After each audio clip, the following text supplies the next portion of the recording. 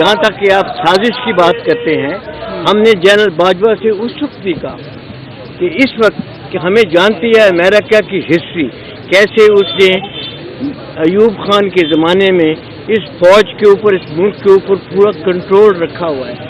ہم نے باجوہ سے کہا کہ ٹائم آ گیا ہے کہ ہم امریکن ہیجمنی جو ہے اس کو توڑیں، مگر باجوہ کا جواب یہ تھا کہ امریکہ کو کرٹیسائز ہو۔ آج کل کی جو فوج ہے، ہمیں تو یہ معلوم ہو رہا ہے کہ یہ پاکستان کے عوام سے دور ہو رہی ہے۔ پاکستان کے عوام اور فوج کے درمیان اتنا فاصلہ ہو گیا ہے کہ یہ ایک نہایت خطرناک سچویشن میں ہم پہنچ گئے ہیں۔ جنرل باجوہ کے زمانے میں ہمیں جی ایچ کیو بلایا گیا تھا اور جی ایچ کیو میں ہماری بڑی لمبی میٹنگ ہوئی۔ اس لمبی میٹنگ کے متعلق تو میں اتنا نہیں کہنا چاہتا، بٹ وہاں پر اس میٹنگ میں انہوں نے